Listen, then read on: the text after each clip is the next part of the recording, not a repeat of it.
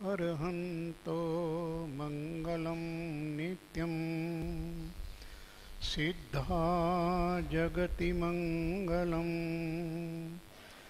मङ्गलं साधव सर्वे जैनधर्मोऽस्तु मङ्गलम् मङ्गलं देवसर्वज्ञं निर्ग्रन्थो गुरुमङ्गलं मङ्गलं वीतरागश्रुत जैनधर्मोऽस्तु मङ्गलम् मङ्गलं भगवान् वीरो मङ्गलं गौतमप्रभु मङ्गलं स्थूलिभद्राद्या जैनधर्मोऽस्तु मङ्गलम् महादेव्या कुक्षिरत्नं शब्दजितर्वात्मजं राजचन्द्रमहं वन्दे तत्त्वलोचनदायकं प्रभुतत्त्वलोचनदायकम्।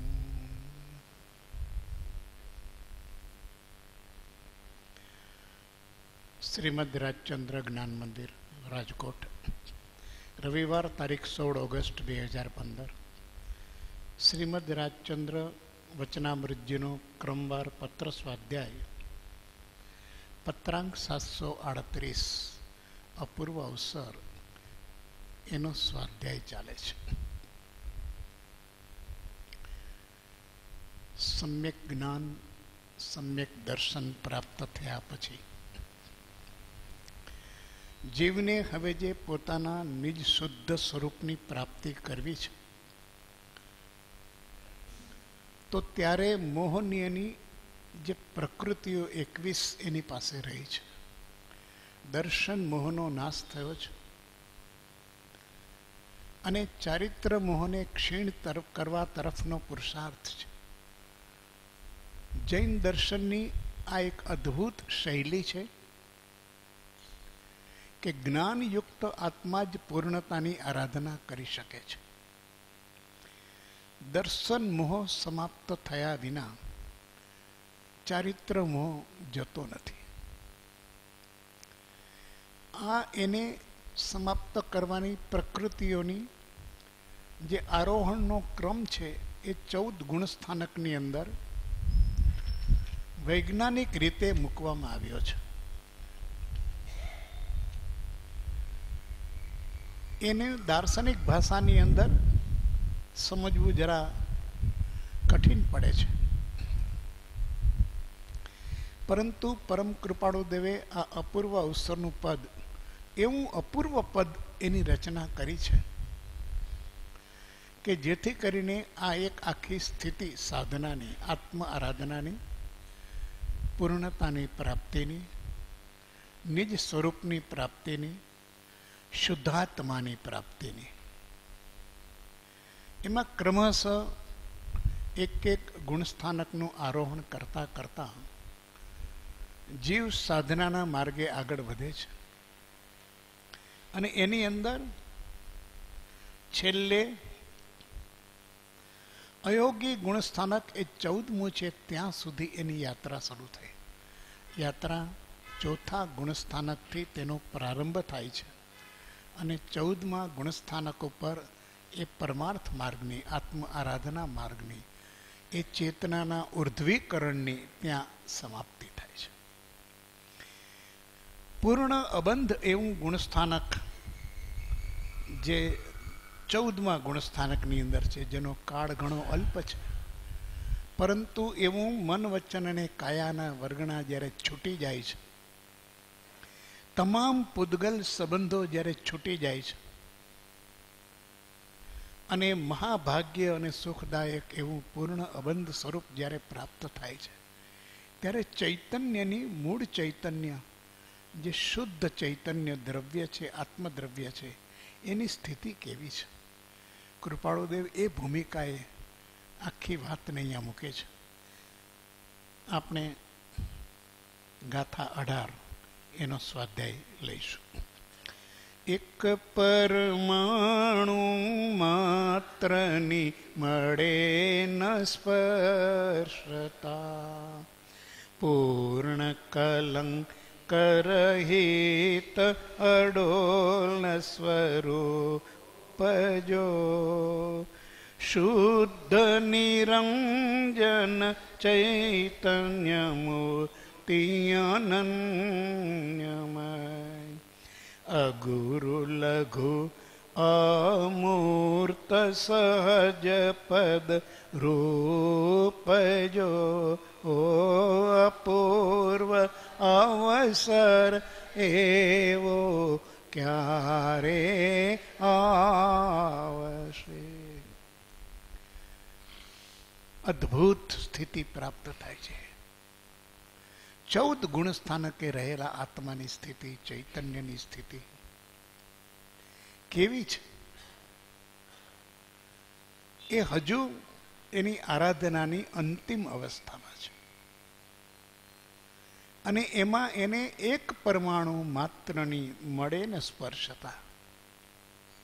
અનાદિકાળથી જીવ સંગના યોગે ભાન ભૂલ્યો છે. અને એ પરમાણુનો સંગ એને જુદા જુદા સ્વરૂપની અંદર મળ્યો છે. દેહના રૂપમાં, સ્વજનોના રૂપમાં, પરિજનોના રૂપમાં, સંગ્રહના રૂપમાં, પરિગ્રહના રૂપમાં. કેટલા પૂતગલો સાથેનો, પરમાણુઓ સાથેનો એનો સંબંધ અનાદિકાળથી, જ્યારથી એનું અસ્તિત્વ છે ત્યારથી એ એની સાથે જ છે. જીવનું સ્વરૂપ સંયોગી જ રહ્યું છે.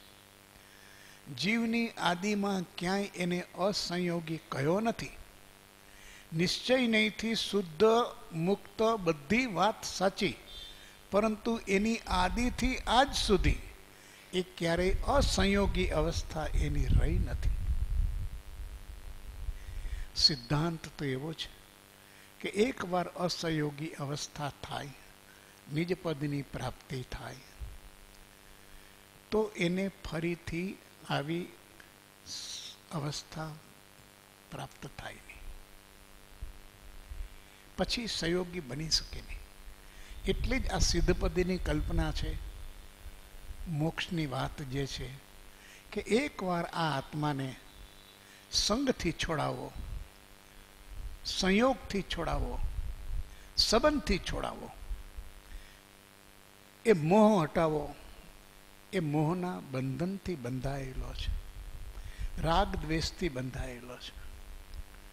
અને રાગ દ્વેષનું કારણ એની મિથ્યાત્વ મતિ છે. અનાદિકાળથી જે સંસ્કારો પડ્યા છે એ સંસ્કારોમાં એ સંગમાં જીવતો થઈ ગયો છે અને પોતાનું ભાન ભૂલી ગયો છે. એ સંગ એનો જે છે એ જ્યાં સુધી એ સંગથી વિરક્ત ન થાય, સંગથી ઉદાસીન ન થાય, ત્યાં સુધી સ્વરૂપની નજીક જઈ શકતો નથી. એટલે એને આ બધા પરમાણુઓનો સ્પર્શ 14મા ગુણસ્થાનક ઉપર જ્યારે મોહનો આત્યંતિક ક્ષય થયો છે ત્યારે હવે એને એક પણ પરમાણુનો સંગ નથી. સ્થિતિ માત્ર આપણે કલ્પનામાં લઈ શકીએ, આપણા જ્ઞાનમાં લઈ શકીએ અને આપણી શ્રદ્ધામાં લઈ શકીએ. એનું કોઈ બીજું તાદૃશ્ય એવું સ્વરૂપ નથી કે જેને બતાવી શકાય. કે એક પરમાણુ માત્રની સ્પર્શતા ન હોય એવું ચૈતન્ય, એવું દ્રવ્ય હોય? એવું દ્રવ્ય રહી શકે? એના અસ્તિત્વનો આધાર શું? એ કેવી રીતે રહે? જેમ આપણને એમ થાય છે કે શરીર ન હોય તો હું કેવી રીતે રહું? આપણા જ્ઞાનમાં આ વાત બેસતી નથી. શરીર તો જોઈએ ને મારે રહેવા માટે, મારા અસ્તિત્વ માટે, મારે જીવવા માટે. અહીંયા એ કહે છે કે એક પરમાણુ માત્રની મળે ન સ્પર્શતા. એક પરમાણુનો પણ તને સ્પર્શ નથી. આત્માના પ્રદેશોને સ્પર્શ નથી. ચૈતન્યના પ્રદેશો જેવા શુદ્ધ છે એવા શુદ્ધથી એ ચૈતન્ય પોતાના ગુણ સાથે, એ દ્રવ્ય ગુણ અને પર્યાય સાથે છે. અનંત ગુણોનો પિંડ એનો એવી રીતનો જ છે, એમાં કોઈ પૂદગલ પરમાણુનો સ્પર્શ નથી. પૂર્ણ કલંક રહિત અડોલ સ્વરૂપ જો. પૂર્ણ કલંક, કલંક છે એ કર્મની કાલીમાં છે, કર્મનું કલંક છે. આત્માને લાગેલું કર્મનું કલંક પૂર્ણ રીતે હવે રહિત થયો છે. સૂક્ષ્મમાં સૂક્ષ્મ પરમાણુ જો હોય, પરમાણુનું સ્વરૂપ સૂક્ષ્મથી સૂક્ષ્મ, તો એ કર્મનું છે. એનાથી પણ એ રહિત છે. એવું પરમાણુ પણ નથી, કલંક રહિત, શુદ્ધ. શુદ્ધ ચંદ્રમામાં કહે છે કે ચંદ્રમાને કલંક છે, પણ અહીંયા તો આ આત્મચંદ્ર એવો પૂર્ણ પ્રકાશિત છે, ઉજ્જવળ છે, શુદ્ધ છે, સ્ફટિક જેવો છે કે જેની અંદર કર્મનું કોઈ કલંક નથી. અડોલ સ્વરૂપ જો, કલંક રહિત છે, અડોલ છે. જે અત્યાર સુધીની એની ચડ વિચડ અવસ્થા હતી, અસ્થિર ઝૂલતી ઝૂમતી અવસ્થા હતી, એ પૂદગળના કાયાના પરમાણુને કારણે હતી. જીવ કાયામાં રહેલો છે, દેહમાં રહેલો છે, દેહના યોગ મન વચન કાયાના યોગની અંદર એ રહેલો છે. હવે કાયાના પરમાણુઓ એક સ્પંદન થયા કરે છે, હલ્યા કરે છે. વાસણ હલે તો એની અંદરનું પ્રવાહી હલે જ, એનામાં સ્પંદનો થાય જ. પણ આને પરમાણુનો સંબંધ નથી, મન વચન કાયાના યોગનો સંબંધ નથી. તો હવે અડોલ છે. હવે આત્માના પ્રદેશો નિષ્કંપ છે, કંપન નથી.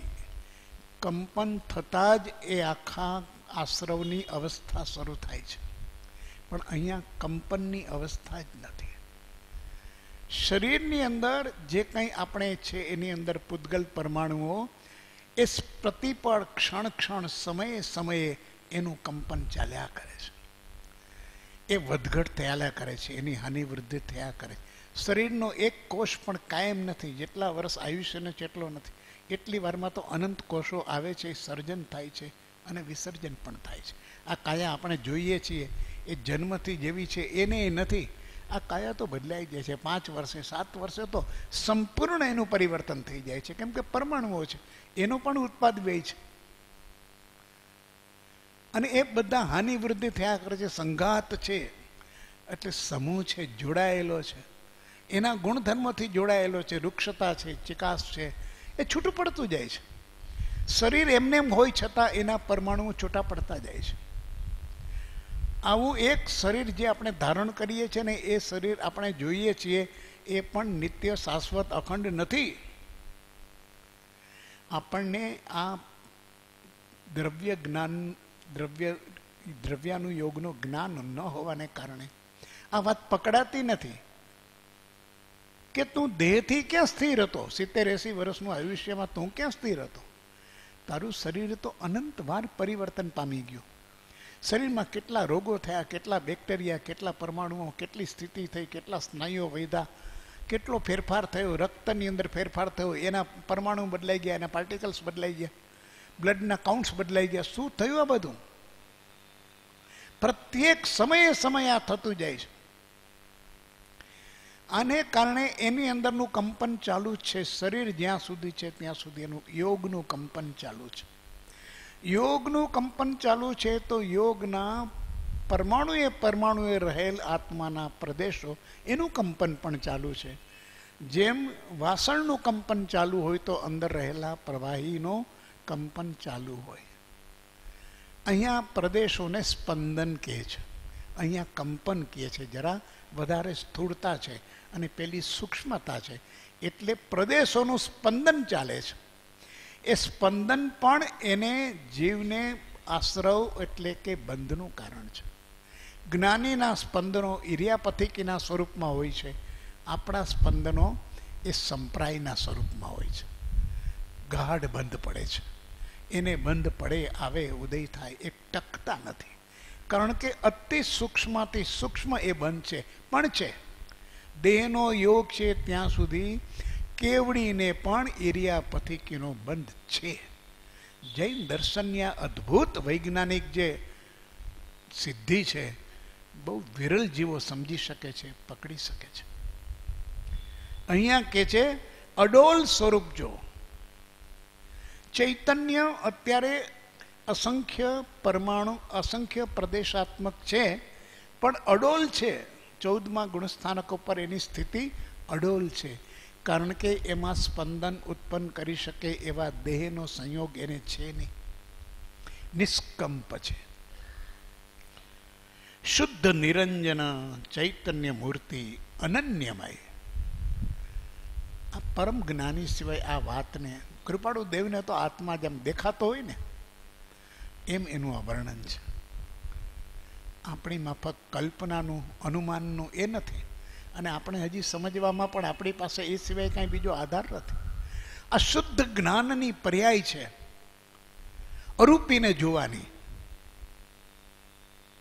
અરૂપીને જોવાની અદ્ભુત સ્થિતિ છે. કારણ કે આ આંખથી જોવાનો વિષય નથી, આ જ્ઞાન ચક્ષુથી જોવાનો વિષય છે. બિના નયન પાવે નહીં, બિના નયન કી બાત. બિના નયન, આંખ તો જોશે જ, અને નહીં તો આંખ વિનાના પદાર્થને પણ જોઈ શકાય, અનુભવી શકાશે નહીં. જ્ઞાનીઓ આત્માને પ્રત્યક્ષ જુએ છે, એના શુદ્ધ સ્વરૂપને જુએ છે. પરમ કૃપાળુ દેવની એટલી અત્યંત શુદ્ધ અવસ્થા છે.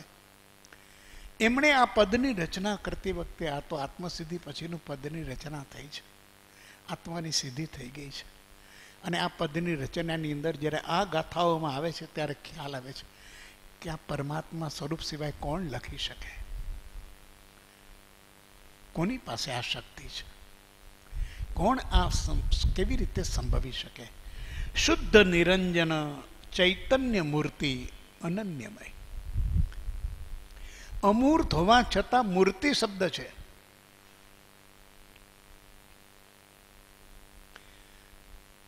અને પછીની લીટીમાં કહ્યું છે અગુરુ લઘુ અમૂર્ત સહજ પદરૂપ જો.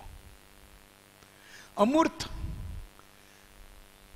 પૂદગલ છે એનું સ્વરૂપ મૂર્ત છે, કેમ કે એમાં રૂપ, રસ, ગંધ, વર્ણ અને શબ્દ એના ગુણો છે. અને એ ગુણોથી જે પદાર્થ છે એ કોઈને કોઈ અપેક્ષાએ, કોઈને કોઈ આકારમાં મૂર્ત છે. પણ ચૈતન્ય અમૂર્ત છે. અમૂર્ત છે કારણ કે એને પૂદગલના એક પરમાણુનો સ્પર્શ નથી, તો મૂર્તિ મંતતા ત્યાં સંભવી શકતી નથી. અને છતાં ચૈતન્ય મૂર્તિ છે. એના અસંખ્યાત પ્રદેશ એ એક એવા મૂર્તિની માફક, જેને કહીએ એવા સ્થિર છે. શૈલેષીકરણની શાસ્ત્રમાં રૂપક આપ્યું છે કે જેમ પર્વતનું શિખર છે એ અડોલ છે, અને એ એવી રીતનું સ્થિર છે, કુટસ્થ છે. શાસ્ત્રીય પરિભાષામાં કુટસ્થ છે. એક પણ એનું પરમાણુ હલતું નથી. અને એમાં ઉત્કૃષ્ટ ઉદાહરણમાં મેરુ પર્વતનું આપે કે કાળના પ્રચંડ વાયરા વાય તો ભલભલા પર્વતના ભાંગીને ભૂક્કા થઈ જાય, પણ મેરુની કાંકરી પણ હલે નહીં. આવું મેરુ પર્વતનું મહાત્મ્ય શાસ્ત્રોની અંદર કહ્યું છે. એના જેવો આત્મા મેરુ સમાન. ગંગા સતીએ કહ્યું કે મેરુ તો ડગે પણ મનડા ન ડગે. મેરુથી પણ આ ચૈતન્ય મેરુ, આ ચૈતન્ય મેરુ અદ્ભુત છે. ઋષભદેવના સમયની અંદરની આ મેરુ પર્વતની જે વાતના એ વખતના આપણા જ્ઞાનીઓ હતા એને રચના કરી છે. એને ઋષભદેવને મેરુ પર્વત સાથે સરખામણી કરી હતી. અને ભગવાનને જ્યારે જ્ઞાન થયું ત્યારે મેરુ તેરસ એ કહેવાય છે. ઋષભદેવનું જ્યારે કેવળ જ્ઞાન થયું ત્યારે મેરુ તેરસ, મેરુ સમાન થયા છે. આ ઠીક છે, બીજી બધી વાતો છે, પણ અહીંયા આ એવો એનો અદ્ભુત આત્માની સ્થિતિ, ચૈતન્ય મૂર્તિ, એનો એક પ્રદેશ પણ હલતો નથી. મૂર્તિનો અર્થ જ અખંડ સ્થિરતા જેનામાં છે. મૂર્તિની સામે પ્રણિધાન કરો તો ધ્યાન હલે નહીં આપણું, જો પ્રણિધાન હોય તો, કારણ કે મૂર્તિ સ્થિર છે. એની સામેનું પ્રણિધાન કરવાથી એક પણ પ્રદેશની ચંચળતા રહેશે નહીં. આ ચૈતન્ય મૂર્તિ છે, અનન્યમય. એના જેવું બીજું એકેય સ્વરૂપ નથી. અન્ય કોઈ આવું કોઈની તોલે, કોઈ આની તોલે આવી શકે નહીં. અનન્ય, જેની તોલે, જેની સ્થિરતાની તોલે કોઈ પદાર્થ, જગતની કોઈ સ્થિતિ, એટલે મેરુ પણ ત્યાં પાછો પડે છે, આવી શકે નહીં. આવી આત્માની શુદ્ધ નિરંજન, શુદ્ધ છે, પરમાણુ નથી, એક પણ પરમાણુ નથી. એની શુદ્ધતાનું શું માપ? 24 કેરેટનું સોનું હોય, 100 ટચની લગડી હોય, એક અંશ પણ મલિનતા નથી. એવો આ ચૈતન્ય, જે એની મલિનતા હતી એ તો કર્મને કારણે હતી. પૂદગળમાં પણ સૂક્ષ્માથી સૂક્ષ્મ પૂદગળ, એ તો કર્મનું સ્વરૂપ છે, પૂદગળનું અવિભાજ્ય રૂપ છે. એ પણ જેના નાશ પામ્યા છે, તો આ એની નિરંજન, આ શુદ્ધ કેવો. અને નિરંજન અંજન જે છે એ કર્મરૂપી અંજન છે, એટલે શુદ્ધતા કહ્યું છે. એનું કર્મરૂપી અંજન હંમેશને માટે સમાપ્ત થયું છે, નિરંજન. હવે કર્મથી રંજિત થયેલો નથી. લેશિયાની અંદર વ્યાખ્યા સરસ આવે છે કે આપણા ચૈતન્યના ભાવો છે એ કશાયથી રંજિત છે, એને લેશિયા કહેવાય છે. રંજિત ભાવ યુક્ત જે આપણે ચૈતન્યના ભાવો છે એ કશાય ભાવથી રંજિત થયા છે, એને કહેવાય છે લેશિયા. એની 6 પ્રકારની અવસ્થાઓ પણ આપી છે, એક સમજવા માટે, રંજિતપણું સમજવું છે.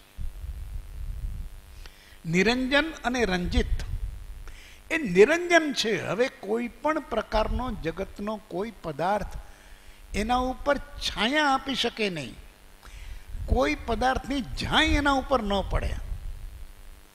જ્ઞાનીઓએ ઉદાહરણ આપ્યું છે નિરંજન માટે, સ્ફટિક રત્ન છે. એ સ્ફટિક રત્ન અત્યંત શુદ્ધ છે. કોઈ પણ પ્રકારનો વર્ણ એટલે રંગનું કોઈ સ્વરૂપ સૂક્ષ્મથી સૂક્ષ્મ પણ એમાં નથી. તો સ્ફટિક છે, પણ જ્યારે સ્ફટિકને જોવામાં આવે ત્યારે એટલી શુદ્ધતા જે જ્ઞાનીઓ વર્ણવી છે એ દેખાતી નથી. કાં તો કે હંમેશા એ પદાર્થને ક્યાંક તો રાખવો પડે. ટેબલ ઉપર રાખો, કપડા ઉપર રાખો, કાગળ ઉપર રાખો, જ્યાં રાખો અહીંયા એની છાંય, એની ઝાંય પડે. એ પડ્યા વિના રહે નહીં. સતત પદાર્થમાંથી નીકળતા કિરણો, એની ઝાંય એક સ્ફટિક ઉપર પડે છે. એટલે એ જે છે એ સ્ફટિકને ઝાંયવાળું, એટલે કે છે સ્ફટિક કેવું, તો કે એના સંગમાં જેની ઝાંય જેવી પડી છે એવું આપણને ભાસે, પણ ખરેખર એ રંગ એનો નથી. પાછો જાણકાર એમ કે આમાં ગુલાબી ઝાંય દેખાય છે, આમાં લાલ ઝાંય દેખાય છે, આમાં લીલી દેખાય છે, પણ એકેય રંગ એનો નથી, સ્ફટિકનો નથી. નિર્મળ, સ્ફટિક જેવી નિર્મળતા એવો જીવ. જેમ નિર્મળતા રે રત્ન સ્ફટિક તણી, તેવો રે જીવ સ્વભાવ, તે શ્રીજીને વિવેચ્યો રે. જીનેશ્વર ભગવાને આ કહ્યું છે, આ સ્ફટિક જેવો આ જીવ છે, એનો સ્વભાવ આવો છે, નિરંજન છે. આપણે પાણીને જોઈએ, પાણીનો રંગ કેવો?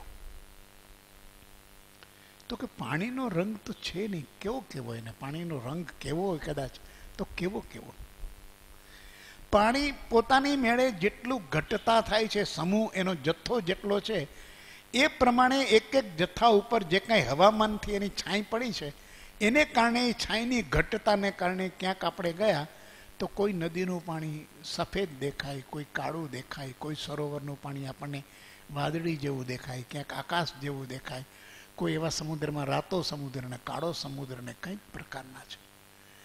પણ એક પાણીનું જે અંશ, નાનું પરમાણુ છે, એ રંગવિહીન છે. તો એ પ્રકારે એની અંદર કંઈક ને કંઈક રંજિતપણું છે. એનો ગુણ નથી,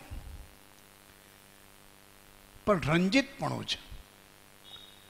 સ્ફટિકમાં રંજિતપણું છે, જલમાં રંજિતપણું છે, એમ આત્મામાં રંજિતપણું છે. પણ હવે આ આત્મા એક પણ પરમાણુનો સ્પર્શ એનો કેટલો નથી એ બતાવવા માટે શબ્દ છે નિરંજન. આત્મા નિરંજન છે. અંજન એનું એક પણ પ્રકારનું નથી એના સ્વરૂપમાં. કોઈ બાહ્ય અંજન બાહ્ય પદાર્થનું જ હોય. બાહ્ય પદાર્થ કોઈ પણ પછી પ્રકાશ હોય, કિરણ હોય, જે હોય એનું જ હોય. શુદ્ધ એટલા માટે શુદ્ધ છે. ચૈતન્ય મૂર્તિ છે. આત્મા ચૈતન્ય ઘન છે. એના એક એક પ્રદેશ ચૈતન્યવન છે. એવું નથી કે એનો ઉપરનો ભાગમાં ચૈતન્ય છે ને અહીંયા નથી. ક્યાંક એનું કેન્દ્રીકરણ એ યોગની પરિભાષા છે કે ભાઈ અહીંયા છે એ આત્માના પ્રદેશો, એને આપણે જ્ઞાન કેન્દ્ર કે ચેતના કેન્દ્ર કે. પણ એથી કરીને અહીંયા છે એટલે પગના અંગૂઠામાં નથી એવું નહીં માનવાનું. ચક્રોની વ્યવસ્થા છે, એ યોગશાસ્ત્ર છે. એ યોગશાસ્ત્રમાં આટલી બધી સૂક્ષ્મતા મૂકી છે કે ચૈતન્યની વિશેષ ઘનતા ક્યાં છે. પણ એક પણ પ્રદેશ આત્માનો ચૈતન્ય વિહીન નથી, એટલે ચૈતન્ય મૂર્તિ છે. અનન્યમય, એની તોલે કોઈ જગતની અંદર કોઈ પદાર્થ આવી શકે એમ નથી. એને કોઈ ઉપમા આપી શકાય એમ નથી. એને નિરૂપમ કહ્યો છે, અનુપમ કહ્યો છે. આપણે કવિતા ચાલતી, પ્રભુ અંતર્યામી જીવન જીવના દીન શરણા, પ્રભા કીર્તિ કાંતિ ધન વિભવ સર્વસ્વ જનના, પિતા માતા બંધુ અનુપમ સખા હિત કરણા. ઉપમા શું આપવી? ત્યાં ઉપમાની અર્થ અનુપમા એટલે પોતાની સ્ત્રી અંગેની વાત છે, સ્ત્રી સંબંધ. અનુપમ આત્મા છે, અનુપમ છે, નિરૂપમ છે. સહજ પદરૂપ. જો છેલ્લે શબ્દ મૂકી દીધો એક, શુદ્ધ નિરંજન ચૈતન્ય મૂર્તિ અનન્યમય અગુરુ લઘુ. આત્માની અંદર કર્મને કારણે ગોત્રની અવસ્થા હતી, એટલે ઉચ્ચ નીચતા બે આત્મા વચ્ચે એક અવસ્થા ભેદ હતો, એક અવસ્થા ફેર હતો. બંને આત્માઓ હોવા છતાં ઉચ્ચ ગોત્રનો આત્મા અને નીચ ગોત્રનો આત્મા, એ બેની અંદર એનો ગુણ છે, એનું પ્રગટીકરણમાં ભેદ દેખાતો. એટલે ઉચ્ચ ગોત્ર અને નીચ ગોત્ર, ગોત્ર બે પ્રકારના એવી આપણી, પણ એ કર્મ સહિત આત્માની અવસ્થા છે. એટલે એને અગુરુ લઘુની અંદર નથી ઉચ્ચ કે નથી નીચ. આત્માની કોઈ, બધા જ આત્મા સમાન છે. પણ કર્મની અંદર કર્મ સહિતના આત્માઓ છે, એમાં ભેદ છે. એમાં એ ઉચ્ચ ગોત્રનો આત્મા છે, એ નીચ ગોત્રનો આત્મા છે. એની સૂક્ષ્મ વાતો કર્મગ્રંથની અંદર ઘણી સરસ રીતે મુકાયેલી છે. પણ એ અત્યારે આપણો વિષય નથી. પરંતુ કર્મ એક પણ ન હોય ત્યારે એનો આ અગુરુ લઘુ ગુણ, એટલે આત્માનો આ પ્રતિજીવી ગુણ, સમાનતાનો સર્વ આત્મા એ એક જ સ્વરૂપે શુદ્ધ ચૈતન્ય આત્માઓ બધા સમાન છે. એવી એની અવસ્થામાં એ આવે છે જ્યારે આ કર્મ રહિત થાય છે. 14મા ગુણસ્થાનકે એ પોતાનું અગુરુ લઘુત્વ પ્રાપ્ત કરે છે. અહીંયા ગોત્ર કર્મનો સર્વથા નાશ છે કે જે એને બીજા આત્માથી જુદું પાડે એવી અવસ્થા રહેતી નથી. એ અગુરુ લઘુ અમૂર્ત, એક પણ પરમાણુ ન હોવાને કારણે પરમાણુનો કોઈ ગુણ નથી, અને પરમાણુનો ગુણ ન હોવાને કારણે મૂર્તતા છે જ નહીં, એટલે અમૂર્ત છે. ચૈતન્ય મૂર્તિ હોવા છતાં અમૂર્ત છે. સહજ પદ રૂપ. જો સહજ પદ છે, જેવું પોતાનું ચૈતન્યનું જેવું પદ છે, કોઈના સ્પર્શ વિનાનું, કોઈના સંગ વિનાનું, કોઈના સંબંધ વિનાનું, કોઈ પણ પ્રકારના સંયોગ વિનાનું. કેવું તો કે જાય પણ નહીં. એને સમયસારમાં પર સમય શબ્દ કીધો છે. પર સમય એટલે કોઈ પણ પૂતગલ પદાર્થનો એના ઉપર પડછાયો પણ નથી. એવો શુદ્ધાત્મા, અત્યંત શુદ્ધાત્મા, એ એની સહજ અવસ્થા છે. શુદ્ધાત્મા એ આત્માની સહજ અવસ્થા છે. આપણે સહજાત્મ સ્વરૂપ કહીએ કે શુદ્ધાત્મ સ્વરૂપ કહીએ, એ એકાર્થ વાચક છે. સહજાત્મ સ્વરૂપ, શુદ્ધાત્મ સ્વરૂપ, સર્વાત્મ સ્વરૂપ. એ સર્વાત્મ સ્વરૂપ આ અગુરુ લઘુ નથી, એટલે સર્વાત્મ, બધા આત્માઓ સર્વાત્મમાં સમદ્રષ્ટિ દો. સર્વાત્મ સ્વરૂપ સહજાત્મ સ્વરૂપ પરમ ગુરુ, શુદ્ધાત્મ સ્વરૂપ પરમ ગુરુ, સર્વાત્મ સ્વરૂપ પરમ ગુરુ, પરમાત્મા સ્વરૂપ પરમ ગુરુ. આ પરમાત્મા સ્વરૂપ છે. પોતાના પદને એ પામ્યા છે સહજ અવસ્થામાં. અને છેલ્લે સિદ્ધાત્મા સ્વરૂપ, એ જ આત્મા સિદ્ધ છે. આ બધા એકાર્થ વાચક છે. જુદા જુદા જ્ઞાનીઓએ જુદા જુદા શબ્દની પરિભાષાની અંદર આ ચૈતન્યના મહિમા ગાયો છે. પણ આ ચૈતન્ય આવી પ્રકારનો છે. આ પરમ કૃપાળુ દેવે 18મી ગાથાની અંદર અદ્ભુત રીતે કહ્યું છે. જેટલું શબ્દમાં કહી શકાય, અને પોતે જે કહ્યું હતું કે આત્મસ્થ થઈને તે આત્માને જે પ્રકારે વક્તવ્ય પ્રમાણે વ્યક્ત થઈ શકે તે પ્રમાણે અત્યંત યથાસ્થિત કહ્યો છે. એમ અપૂર્વ અવસરની અંદર આ 18મી ગાથામાં આત્માનું સ્વરૂપ, અયોગી ગુણસ્થાનક ઉપર રહેલ આત્માનું સ્વરૂપ, અયોગી પદમાં રહેલ આત્માનું સ્વરૂપ, આ એક ગાથાની અંદર કૃપાળુ દેવે એના બધી જે કંઈ પર્યાયો હતી ગઈ, આ શુદ્ધ પર્યાય, દ્રવ્ય ગુણ અને પર્યાયની એકરૂપતા, શુદ્ધ પર્યાયમાં પરિણમતો આત્મા, એની સરસ વાત એ 18મી કડીમાં કહી છે. ખૂબ ચિંતન કરીએ, મનન કરીએ, એના ભાવોને અવધારીએ, ત્યારે આપણને આ શુદ્ધાત્માનું સ્વરૂપ, સહજાત્માનું સ્વરૂપ એ લક્ષમાં આવે, પરમાત્માનું સ્વરૂપ. અને એ જ્યારે આપણે જાપ કરીએ ત્યારે સહજાત્મ સ્વરૂપ પરમ ગુરુ, આ આત્મા, આવું સ્વરૂપ, એના જેવો મારો કોઈ ગુરુ નથી. જો એનું અનુસંધાન પોતાના સ્વરૂપ સાથે થાય, સ્વ સાથે થાય, તો એ જ તને પોતાનું સ્વરૂપની પ્રતીતિ કરાવે. સરસ અદ્ભુત વાત મૂકી છે. સહજ પદરૂપ જો સહજ. હાથ નોંધની 4માં એક વાત સરસ લખે છે કે જે પુરુષ આમાં નોંધ કરે છે એ સહજ નોંધ છે, અને પુરુષ પણ સહજ છે. કૃપાળુ દેવ સહજ પુરુષ છે, સહજ આત્મા છે. આટલા વ્યવહાર પ્રપંચની વચ્ચે રહેલો એ આત્મા સહજ છે. સહી લખે છે અમુક વર્ષ પછી તો સહજાત્મ સ્વરૂપ, એમને નથી લખાતો. સારા શબ્દો છે એટલે લખી નાખીએ, એ આપણા જેવા અજ્ઞાની ને અભિમાની નથી. આપણે તો ગમે તેવા ઉત્કૃષ્ટ વિશેષણો હોય એ આપણા માટે પણ વાપરીએ અને બીજા માટે પણ વાપરીએ. વિવેક ન હોય, અજ્ઞાનીમાં વિવેક ન હોય. જ્ઞાની જ્યારે એ પોતે સ્વસંબંધી લખે ત્યારે બહુ જાગૃત હોય, એ લખે જ નહીં. સહજાત્મ સ્વરૂપે જીવીએ છીએ. અનવકાશપણે અમારું આત્મ સ્વરૂપ એક ધ્યાન ચાલ્યા કરે છે. કેવી અદ્ભુત અવસ્થાઓના એમના પોતાના કેટલાક ઉદ્ગારો છે. એ ઉદ્ગારો એના સહજ સ્વરૂપના છે. એટલે એમણે હાથનોંધમાં લખ્યું કે આ પુરુષ સહજ છે. સહજ પુરુષના આશ્રય આપણે બેઠા છીએ. આપણે સહજ પુરુષના બોધના, સહજ વચનો, એની વિચારણા કરીએ છીએ. અત્યંત મહાત્મ્ય છે. આની તોલે કોઈ ન આવે. વાત કરવી હોય તો કરીએ. આ કોઈ અભિમાનનો વિષય નથી, ખોટો ગર્વ લેવાનું પણ નથી. પણ સાક્ષાત સહજ આત્માની વાણી આવી નિર્ભેળ, નિર્મળ, ચૈતન્યયુક્ત, આત્માને સ્પર્શીને નીકળેલી એવા પૂતગલ ક્યાં લેવા જવા? અનેક જગ્યાએ અનેક વસ્તુ વિદ્વાનોએ લખી છે, પણ ક્યાંક ને ક્યાંક એના કશાય ભાવથી એ વાત રંજિત છે. ક્યાંક ને ક્યાંક એની અંદર એની છાયા પડી છે. પરંતુ આ બધી શુદ્ધ આત્માની વાત છે. અપૂર્વ અવસર એક એવું અદ્ભુત કાવ્ય છે નિજ સ્વરૂપને ઓળખવાનું. નિજ સ્વરૂપની આપણે પ્રાપ્તિ કરવી હોય, એની ભક્તિ કરવી હોય તો આપણને પ્રાપ્ત થયું નથી, પણ પ્રાપ્ત થાય તો કેવું હોય? એ શ્રદ્ધા માટે આ 18મી ગાથા બહુ મહત્વની છે.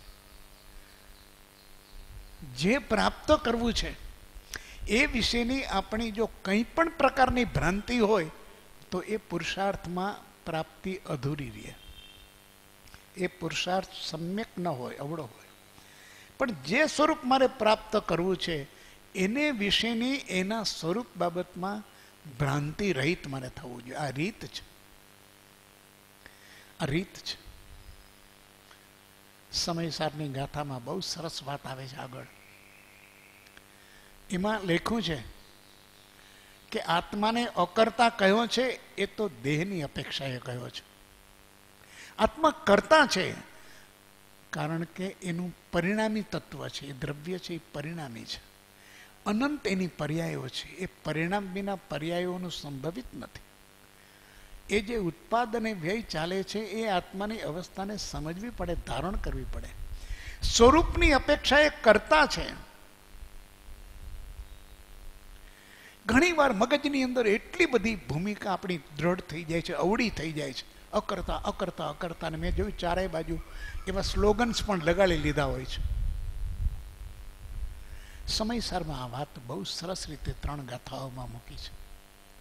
આત્મા સ્વરૂપનો કરતા છે, એ નિત્ય પરિણામી છે. પરિણમન જો અટકી જાય, એનો સ્વભાવનું પરિણમન જો ન હોય, પરિણમન એનું કર્મ છે અને એ કર્મનો કોઈ કરતા તો હોવો જ જોઈએ. એની શુદ્ધ પરિણતિ એની ક્રિયા છે. ક્રિયા કરતા વિના ન થાય અને એને કરતા સ્વયં એનું ચેતન તત્વ છે. એટલે એ જો બરોબર સમજાય, વસ્તુનું સ્વરૂપ ન આવે તો આ એને સમજવાની સમયસારમાં શબ્દ લખ્યો છે, આ એક રીત છે. અને આ વાત કૃપાળુ દેવે આપણને સહજમાં સમજાવી દીધી. આત્મા સત ચૈતન્યમય સર્વાભાસ રહિત, જેથી કેવળ પામીએ મોક્ષ પંથ તે રીત. ભાઈ રીત આની સમજી લે તું. એકય આભાસ નહીં, એકય આભાસ નહીં. નિરંજનપણું કોઈ આભાસ આત્મામાં લાવીશમાં. અને 122મી ગાથા, અથવા નિજ પરિણામ જે શુદ્ધ ચેતનારૂપ, કરતા ભોગતા તેહનો નિર્વિકલ્પ સ્વરૂપ. શુદ્ધ ચેતનાના પરિણામનો આત્મા કરતા છે અને ભોગતા છે. એટલે સાદી અનંત અનંત સમાધિ સુખમાં એની સમાધિ પણ સુખ અનંત છે, એનું સુખ અનંત છે, તો એની આ પરિણતિ અનંત છે. એનો કરતા છે. પરિણતિનો પરિણામનો કરતા એ પોતે છે. પોતાની ચેતનાનો કરતા એ પોતે છે. સ્વ અપેક્ષા એ કરતા છે, પર અપેક્ષા એ અકર્તા છે.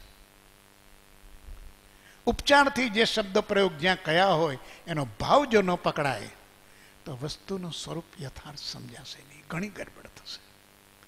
જે પ્રાપ્ત કરવું છે એ આભાસ રહિત વસ્તુનું સ્વરૂપ સમજાવવું જોઈએ. એટલે આત્મસિદ્ધિના ઉપાયમાં બંધના કારણ, રાગ દ્વેષની નિવૃત્તિ, આ બધું પકડી શકાય એવું છે, પણ આભાસ પકડાતો નથી.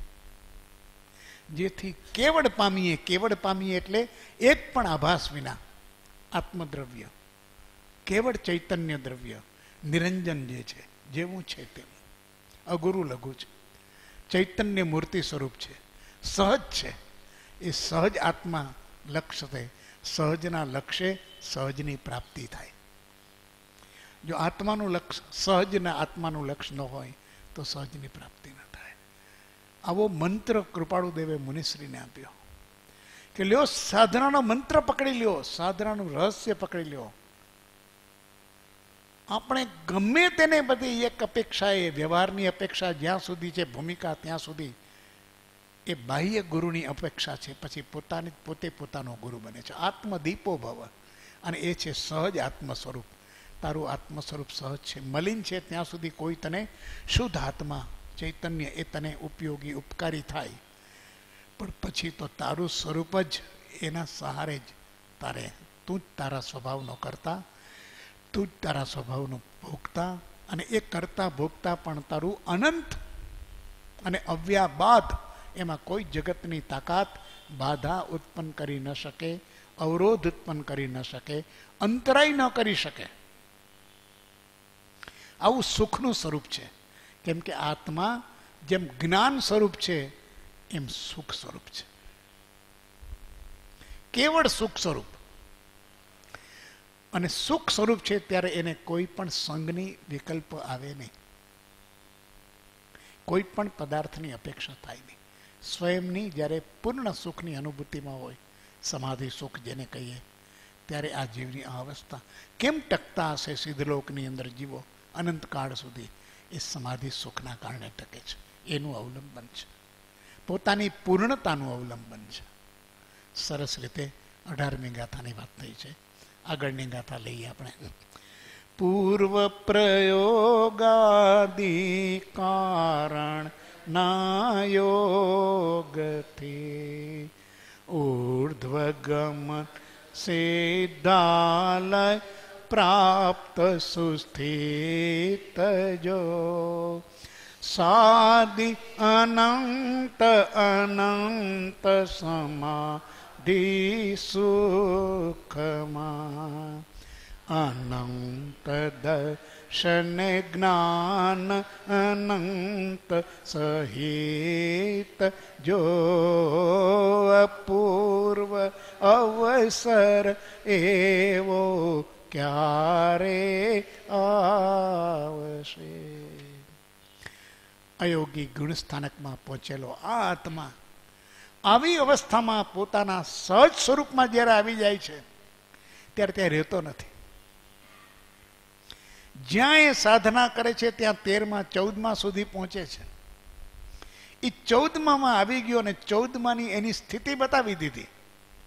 સંપૂર્ણપણે એ શુદ્ધાત્માની સ્થિતિ બતાવી, શુદ્ધ ચૈતન્યની સ્થિતિ 18મી ગાથામાં બતાવી કે આ આત્મા એ રહેતો નથી હવે ત્યાં, એક સમયની અંદર રહેતો નથી. તો કે પૂર્વ પ્રયોગાદિ કારણના યોગથી ઉર્ધ્વ ગમન સિદ્ધાલય પ્રાપ્ત સુસ્થિત છો. હવે એ સિદ્ધાલય ઉપર જઈને સ્થિર થઈ જાય છે. એક સેકન્ડના અનંતમાં ભાગની અંદર જેવું આ અયોગી પદ પ્રાપ્ત કર્યું કે લોકાગ્રે પહોંચે છે. કેટલું પ્રમાણ હશે એનું, જે જગ્યાએ પોતે આ રીતની સ્થિતિ પ્રાપ્ત કરી અયોગી ગુણસ્થાનકની, એ આત્મા એક સમયની અંદર એ ત્યાં સિદ્ધાલયમાં સ્થિત થાય છે. ઉર્ધ્વ ગમન એનો આ સ્વભાવ છે. પૂર્વ પ્રયોગાદિ કારણના યોગથી શાસ્ત્રકારો કહે છે પૂર્વ પ્રયોગના 4 અર્થ આપ્યા છે.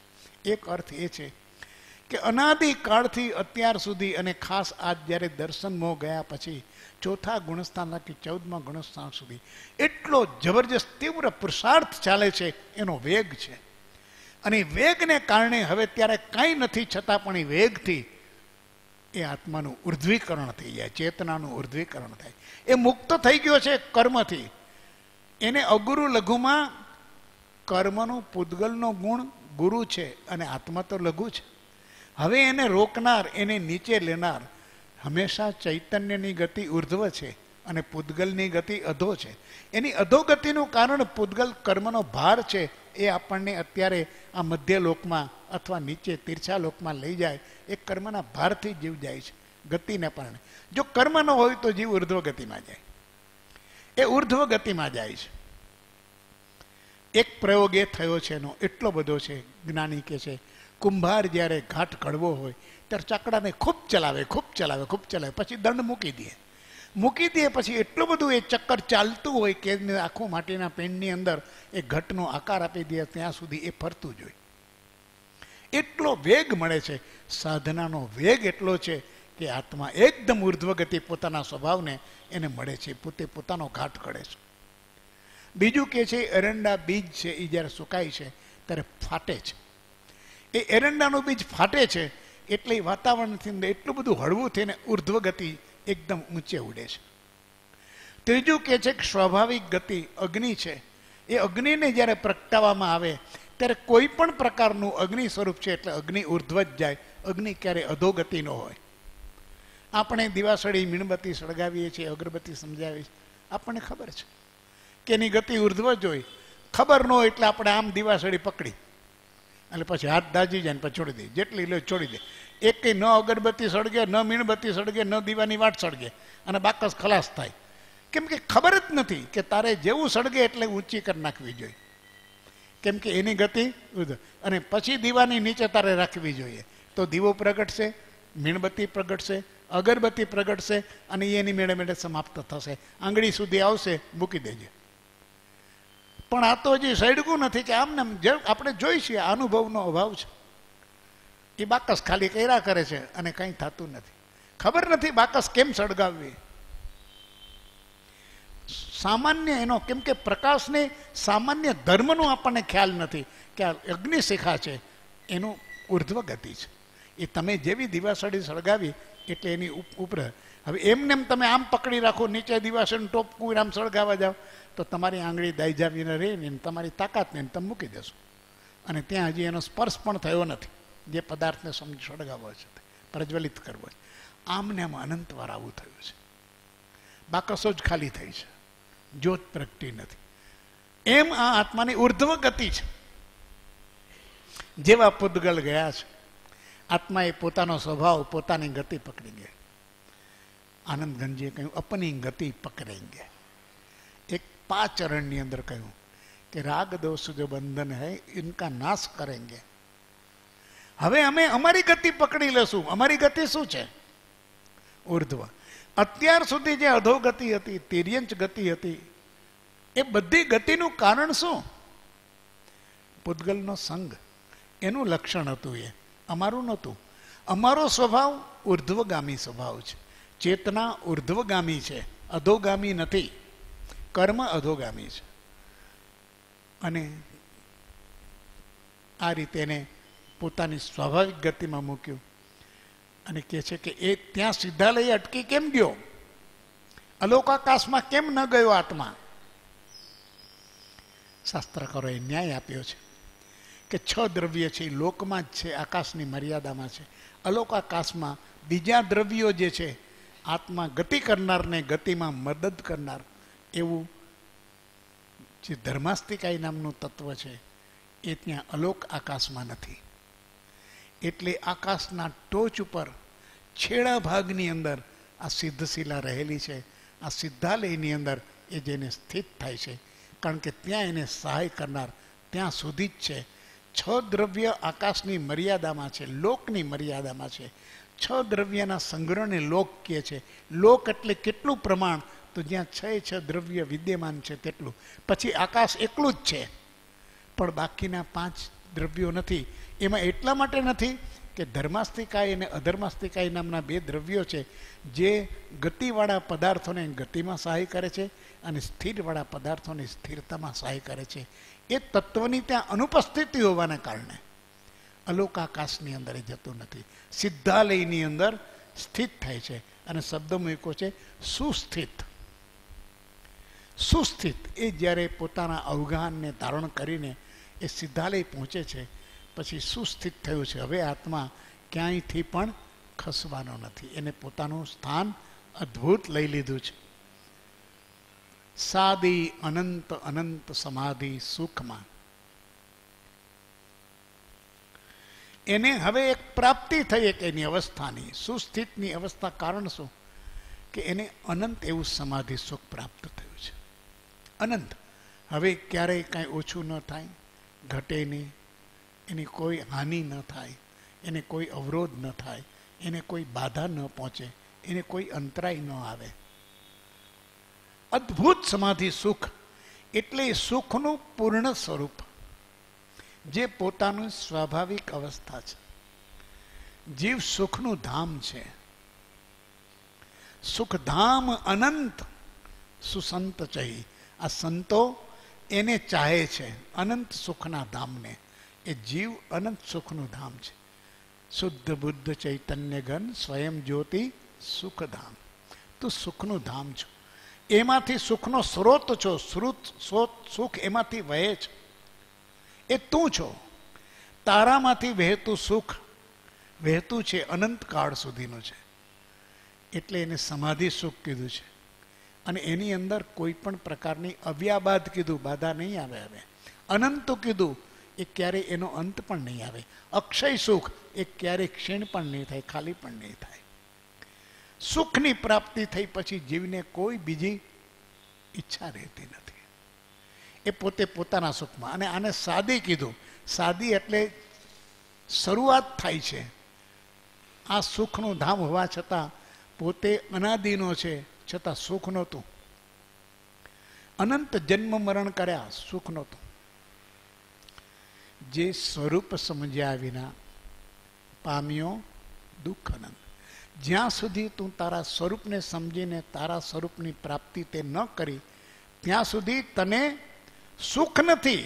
તું સુખનું ધામ છો, એમાં કોઈ ફેર નથી. સુખનું ધામ છો પણ સુખ નથી. પામ્યો દુઃખ અનંત. તું અનંત દુઃખ પામ્યો છું.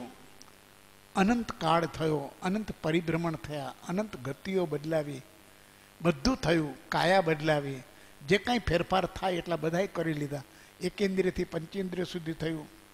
એમાં પણ તું સંગની થયો અને સંગનીમાં તને બુદ્ધિનો ભ્રમ ચડી ગયો તો તું આઈક્યુ વાળો થયો, most talented and most intelligent person in the world. પણ સુખ ન મળ્યું. સુખ ન મળ્યું. સુખ પ્રજ્ઞા સાથે છે. આ સાદી એનો શરૂઆત થાય છે જ્યારે આત્માનું સ્વરૂપ જાણવામાં આવે છે. અને બહારથી પૂતગલથી મને સુખ છે, પર પદાર્થથી મને સુખ છે, પર સંયોગથી મને સુખ છે, પરના સંગથી મને સુખ છે, પર વસ્તુથી મને સુખ છે. આ ભ્રાંતિમાંથી જ્યારે તું મુક્ત થઈશ કે સુખ એટલે હું જ સુખ સ્વરૂપ છું, સુખ મારામાં જ છે, મારા સ્વભાવ એ સુખનો છે, મારું સ્વરૂપ એ સુખનું છે, આનું જ્યારે તને ભાન થશે ત્યારે તારી સુખની શોધ બહાર નહીં હોય. હે ભાઈ, હે જીવ, તું ભ્રમામાં, તને હિત કહું છું. સુખ અંતરમાં છે, બહાર શોધવાથી નહીં મળે. અંતરનું સુખ અંતરની સમશ્રેણીમાં છે અને તે પ્રાપ્ત થવા માટે બહારનું આશ્ચર્ય ભૂલ કે મને બહારથી સુખ મળે, પદાર્થના સંગથી મળે, આ આશ્ચર્ય છે. અમે કહે છે આશ્ચર્ય છે. જેમાં સુખ દેવાની કલ્પના જે છે, શક્તિ નથી, ક્ષમતા નથી, એનેથી તને સુખ મળે. આ ગાંડપણ વિના, આ અવળી મતી વિના બીજું છે શું? પદાર્થ કહે છે કે અમારામાં સુખ નામનો ગુણ જ નથી. રસ, ગંધ, સ્પર્શ, વર્ણ અને શબ્દ છે. સુખ નામનો ગુણ અમારામાં નથી, ચૈતન્યમાં છે. જ્ઞાન, દર્શન, ચારિત્ર, સુખ, વીર્ય, ઉપયોગ એ ચૈતન્યમાં ગુણ છે. અમારામાં તો છે જ નહીં. અનંત પદાર્થની અંદર એક પણ પૂતગલની અંદર સુખ માને છે કે હું પદાર્થના સંગથી સુખી છું, પરથી માનને સુખ મળે છે. તો આ કેટલી મોટી ભ્રાંતિ છે. એટલે કૃપાળુદેવે કહ્યું કે આત્માનું અજ્ઞાન નહીં પણ આત્માની ભ્રાંતિ છે ને, કે હું પરથી સુખી છું, આ મોટી ભ્રાંતિ છે. આત્મભ્રાંતિ સમ રોગ નહીં. મોટામાં મોટો રોગ લાગ્યો પડે છે આત્માનું અજ્ઞાન પછી છે. આત્માની ભ્રાંતિ ઘણી છે. અરે ભ્રાંતિ ટાળવી આકરી છે. અજ્ઞાન તો જ્ઞાન મળે તો અજ્ઞાન ટળી જાય છે. પણ જો ભ્રાંતિ ન હોય, એકવાર ભ્રાંતિ ખોટી આવી ગઈ, વિપરીત માન્યતાની વિપરીત શ્રદ્ધા આવી ગઈ, અને મિથ્યાત્વ કહે છે. મિથ્યા શ્રદ્ધા પોતાની મેળે કરી લે છે. દેહમાં હું પણ, પરમાં હું પણ, આત્મબુદ્ધિ, તદાકાર ભાવ, તદ્રુપ ભાવ, આ બધી મિથ્યાત્વની શ્રેણી છે. એ પોતે કરી લે છે.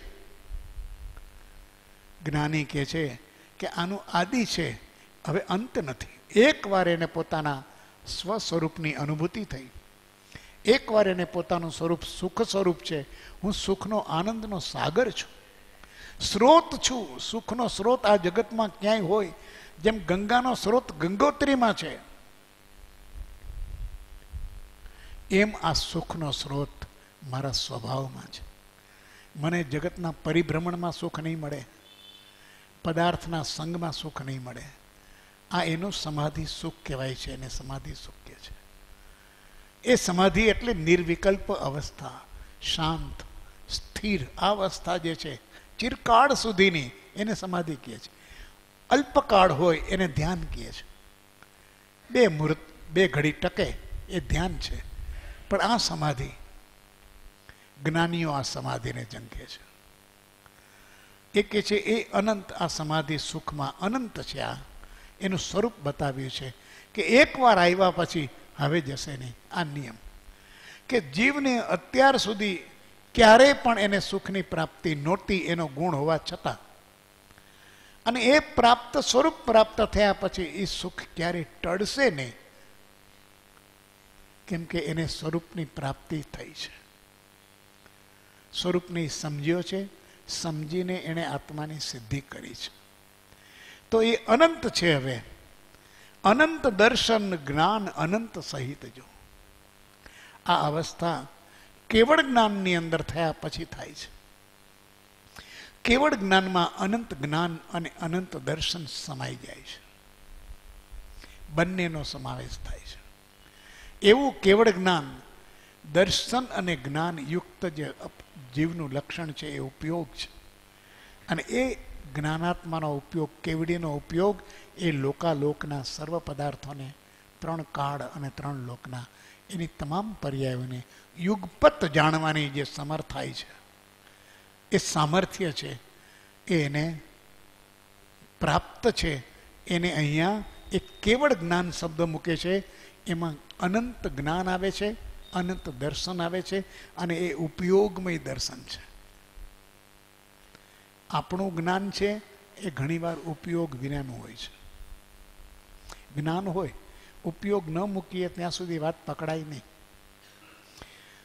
આ જ્ઞાન એનું એટલું બધું સક્રિય જ્ઞાન છે, અને સતત પોતાના આત્મ સ્વરૂપનું, પોતાના જ્ઞાન સ્વરૂપનું અને પોતાના દર્શન સ્વરૂપનું, પોતાના સુખ સ્વરૂપનું, પોતાના અનંત વીર્ય સ્વરૂપનું એનું જ્ઞાન એ અખંડપણે વર્તે છે. કૃપાળુ દેવે એને સરસ અદ્ભુત વ્યાખ્યા આપી છે. લોક વ્યવહારની વ્યાખ્યા કરતાં આજે સાચી વ્યાખ્યા જે છે અંતરંગની આત્માના સ્વરૂપની, એ કહ્યું છે કે કેવળ નિજ સ્વભાવનું અખંડ વર્તે જ્ઞાન, કહીએ કેવળ જ્ઞાન તે દેહ છતાં નિર્વાણ. કેવળ નિજ સ્વભાવનું, નિજ સ્વભાવમાં એના અનંત ગુણો છે, અનંત વીર્ય છે, અનંત સુખ છે, અનંત ચારિત્ર છે, અનંત તપ છે, અનંત શક્તિ છે. આ બધાનું જ્ઞાન એને અખંડપણે વર્તે છે. એ ડેડ નથી, એ પ્રવાહ રૂપે છે, એ ધારા રૂપે છે. એની જ્ઞાનની ધારા અખંડ છે. આવો અખંડ પ્રવાહ જેમ ખંડિત થાય નહીં એવો શાશ્વત પ્રવાહ, એવું આ એનું જ્ઞાન પ્રવાહ છે, ધ્યાન પ્રવાહ છે. કેવડીનું આ લક્ષણ છે. એટલે કે છે અખંડ વર્તે જ્ઞાન, કહીએ કેવળ જ્ઞાન તે. આને કેવળ જ્ઞાન કહેવાય કે જ્યાં તમામ ગુણોની, સ્વભાવની, તમામ શક્તિઓની ધારા અખંડપણે યુગપત એક સાથે વર્તે છે. દેહ છતાં નિર્વાણ. એને દેહ પણ બાધારૂપ થતો નથી, ભલે એ દેહધારી હોય. આટલું સામર્થ્ય કેવળ જ્ઞાનનું છે. ત્યારે અહીંયા તો એણે દેહ પણ છોડીને અયોગી થયા છે. એ અયોગી થયા છે ત્યારે એનું આ સમાધિ સુખ કેવું હોય? એ કે છે આ અનંત અનંત છે. આ અનંત અનંત છે એટલે કેવળ જ્ઞાન સહિતનું છે. અને કેવળ જ્ઞાનમાં અનંત દર્શન અને અનંત જ્ઞાન સમાવિષ્ટ છે. એટલે આ શબ્દ મૂક્યો છે કે સાદી અનંત અનંત સમાધિ સુખમાં અનંત દર્શન જ્ઞાન અનંત સહિત જો. આવો કેવળ જ્ઞાન સહિત એની સુખની ધારા છે. ઉપયોગ સ્વભાવની અંદર અખંડપણે છે. આવી અવસ્થા જેની છે એને પછી એના સમાધિ સુખનો અવ્યાબાદપણું જ હોય, એનો અંત ન આવી શકે. એ અવ્યાબાદ પણ હોય, અનંત પણ હોય, અક્ષય પણ હોય, અને છે સ્વાધીન છે, કારણ કે પોતાના જ્ઞાનને આધીન છે, કેવળ જ્ઞાનને આધીન છે. એ કોઈના ઉપર પરાધીનપણું ન હોવાને કારણે એ સુખનું અનંતપણું મટી શકતું નથી. જો પરાધીન હોય તો એની અને અનંત રાખવાની તાકાત આપણામાં નથી, કોઈના ઉપર છે. પણ નહીં, આત્માનું સુખ આત્મામાં છે, આત્મામાં છે, તેના સ્વભાવમાં છે. અદ્ભુત આવા બધા સૂત્રો કૃપાળુદેવે પત્રોની અંદર વેરી દીધા છે ચારે બાજુ. અને અહીંયા એને સૂત્રબદ્ધ કરીને અપૂર્વ અવસરમાં અને આત્મસિદ્ધિની અંદર એને શાસ્ત્રબદ્ધ કર્યા છે. અપૂર્વ અવસર એ શાસ્ત્ર જ છે. અહીંયા એને સંકલિત કર્યા છે, સુગ્રથિત કર્યા છે. અને એમાં વિના અવરોધ એવી રીતે આ ગાથાઓની અંદર એક એક વાત આવે છે. અને પત્રોમાં વેર વિખેર મોતી વેરાણા છે તત્વજ્ઞાનના. એ મોતીઓ આપણે વાંચતા જાય, પકડતા જાય, પણ જ્યારે એની સૂત્રબદ્ધ માળા રૂપમાં થાય, અપૂર્વ અવસર એવી બધી આત્માની ગુણરત્નોની એક માળા છે. અદ્ભુત એવી રચના થઈ છે. એ કહે છે કે જ્ઞાન અનંત સહિત જો એવો અપૂર્વ અવસર, આવો અવસર અમને ક્યારે આવશે? અમે તો ક્ષણિક સુખ લેવા પ્રયત્ન કર્યો છે, પણ અમને અનંત સુખ પ્રાપ્ત થયું નથી. આવું અનંત સુખ અમને પ્રાપ્ત થાય એવી ઝંખના, એવો અવસર ક્યારે આવશે?